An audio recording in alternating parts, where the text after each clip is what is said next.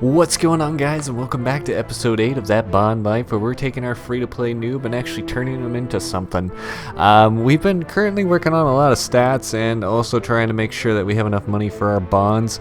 This episode's no different. We're going to be working on some quests and some skills to complete those quests. I really want to get Lunar Spellbook and also the Ancient Spellbook, but to do that we're going to need a lot of stats, but we're also going to need money, so we're going to throw some of those money-making methods into this video as well. Hopefully we can utilize them to their fullest and make bank, but that's not always a guarantee, so that's why I have this series to show you guys what to do and what not to do. So let's just jump right in.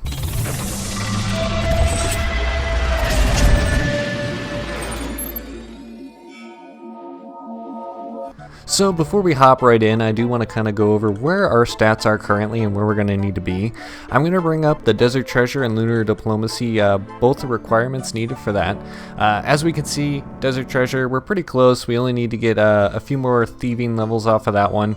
But Lunar Diplomacy is going to be a little bit more tricky. We're going to need a lot of mining and crafting levels for that one.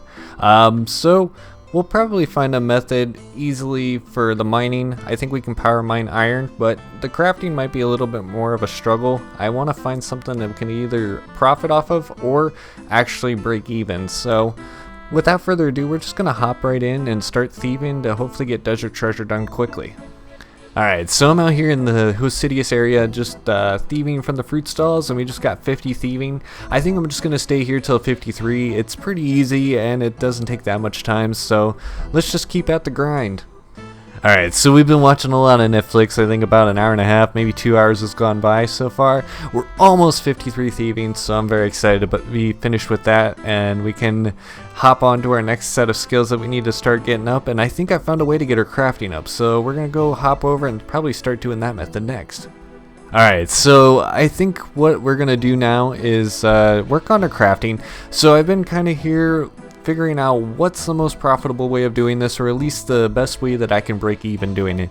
And I think I've come up with the solution of making ruby bracelets. If we high alch these, we do profit a decent chunk. I wouldn't say a lot, but instead of making profit, I think I want to try to break even, and doing that, I'm going to actually just buy law runes instead with our profit from high alching. That way we can actually do a high alch teleport, which actually cancels out the rest of the high alch animation and allows us to teleport.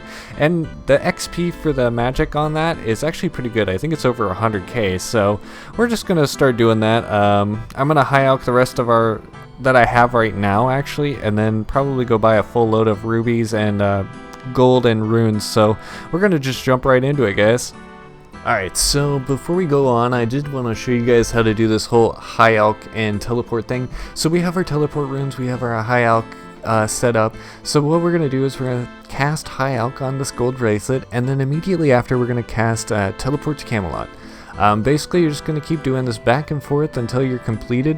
I was averaging about 120k experience an hour here. I'm not the best clicker. I know a lot of people can get up to like 140k, I believe. But it's an easy enough method, and it's actually really good to get your magic up pretty quickly. So I just wanted to show you guys how to do this before we continue on. Alright, so we're just out here doing a little bit more high alch training.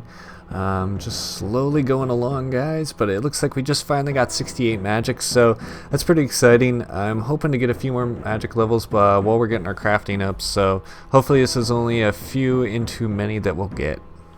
Alright, so I was hoping to get a little bit more of a cash stack to actually make more bracelets at a time. So I remembered that I had a couple Lawrence keys sitting in the bank, so we're going to go ahead and actually use them up here and see what we get. Okay, so we're just going to go up the ladder, click on the chest, hopefully we get something good. 2 rune plate bodies, so not bad. What else? 4 rune full helmets, so it's not ideal. I mean, it's not the big loot from that chest, but you know what? It'll give us a little bit more cash stack to work with while we're making our bracelets, so I can't complain, guys. Alright, so I needed a break from crafting and I wanted to do some borrows to hopefully make some money, so we're just down here charging our staff real quick. We're gonna have that nice 2,500 charges right there. Look at that, that's beautiful. But we're gonna go ahead and teleport out of here and gear up and then hopefully find something down in borrows. Alright, so before we head down to Barrows, I forgot I needed to do Horror of the Deep, so I just went ahead and completed this quest. We're going to go ahead and get all the books.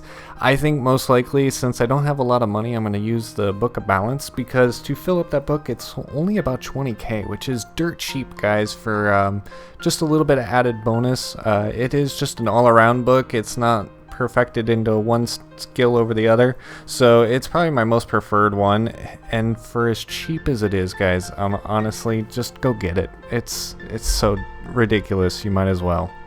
So we just killed the last brother. Now we're about to open up chest number 80, and nothing. Well, lucky chest number 81, and not so lucky at all. Alright, so we're just finishing off Torag here, hopefully 82, and still nothing. Damn, guys.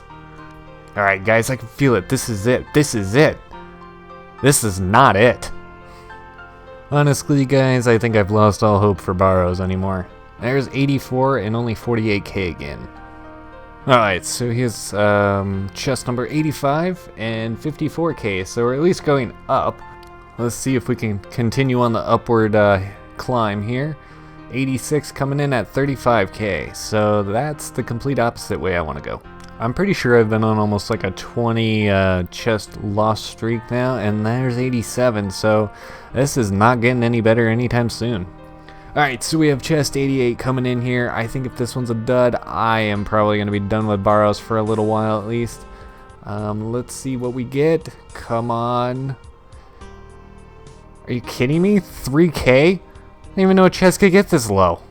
Alright, so we're just going to sell off everything that we got down in Barrows. I mean, it wasn't a complete loss. We did get some bloods. We did get some mine that we could sell off, and some bolt racks. Most of those bolt racks are from when I did this a little while ago, but we're almost at a 800k cash stack, so we're going to just buy some supplies and then hopefully start working on our crafting again. Alright, as you can see, guys, here we're still at the grind, making these bracelets, and we just hit 55 crafting, so only about 6 levels to go, and then we will have all the crafting levels that we need for lunar diplomacy. So we're just high alking some of our bracelets here, so we have enough money to buy more supplies, and we just hit 70 magic, guys, so that's exciting. 5 more levels and we can use the Trident of the Seas. I don't think we'll get 75 after we with trying to get 61 crafting, but I think what we'll do is probably work on this magic later on and get that to 75, just because it's so important and it makes Barrows a lot easier as well. But we're going to keep out the grind. Alright, so I needed to take a little bit of a break away from crafting, so I think it's time to go do some desert treasure, but looking at our food, we're running a little low, so you know what time it is, guys. It's time to buy some cheesy potatoes. I'm also buying the pizzas just because I can sell them later on for a little bit of a profit. Might as well. I'm here anyways, so we're going to go ahead and buy probably about 200 or 300 potatoes, and then we will probably start on this quest. Or actually, we have some prerequisite quests that we need to do first, and then we can knock out desert treasure. So we're doing the first of a couple of prereq quests. Wow, if I could speak, guys. For the desert treasure quest, this is the Temple of Ikov, and we are completed, and off to the next one. And here we have Death Plateau quest coming in. Pretty easy quest to do, very important to get those climbing boots, guys. Alright, so this will be Troll Stronghold coming in for the completion. This is the last prerequisite quest that I have to do before I can do Desert Treasure, so now we can go do that devilish of a quest. It's really not that bad, but it is kind of a pain in the ass to do, so off to go grind that out. Alright, so this should be Desert Treasure completed. Unfortunately, it took me almost 3 hours to do because I did it on a laptop because I'm stupid, apparently. But yeah, we got it all done. Look at that. We now have unlocked the Ancient Magic spellbook. So I'm thinking, let's maybe put that to the test and see how well it does for us. Okay, so I almost forgot, right after doing Desert Treasure, I wanted to do Curse of the Empty Lord, which gives us these ghostly cloaks. Well, the ghostly robe set. They're the perfect item to bring out when you're doing Wilderness Slayer or just need to go out in the wild and do some stuff and actually have some magic bonus out there. So it's really, really nice. Free robes to get, guys. I recommend them. Alright, so some of you might be wondering what the hell I was talking about, how to use ancient magics to the test here. And look at this. What kind of setup is this? Well, let me tell you guys, it's a PKing setup. I know my stats are not that great. Hell, I will probably get murdered by some PKer out there, but I just wanted to show you that it is possible to get a kill out here too.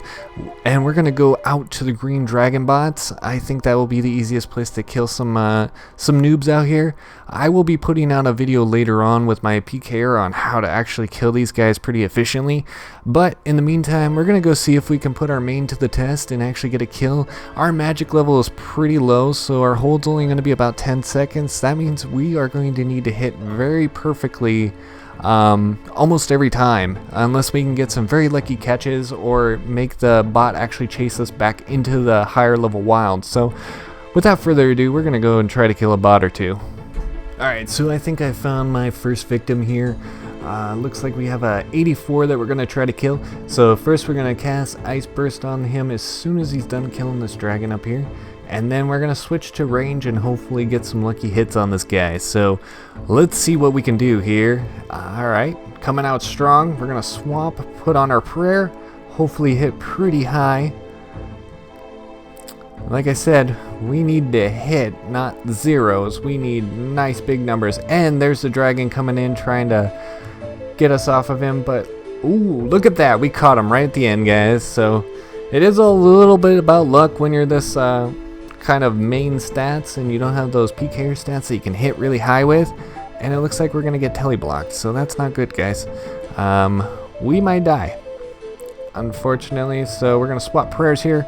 I don't know if I can survive. I'm not really geared out for kind of surviving against PKers. And let me guess, there's more of them. Alright, so we're going to try to get out. I doubt I'm going to get out of here, but you know what? We're going to try. Maybe we can lose them up in the trees or not. So I'll let you guys know. Well, you can't win them all, guys, and I did die. So that is one risk about going into the wild, so always beware.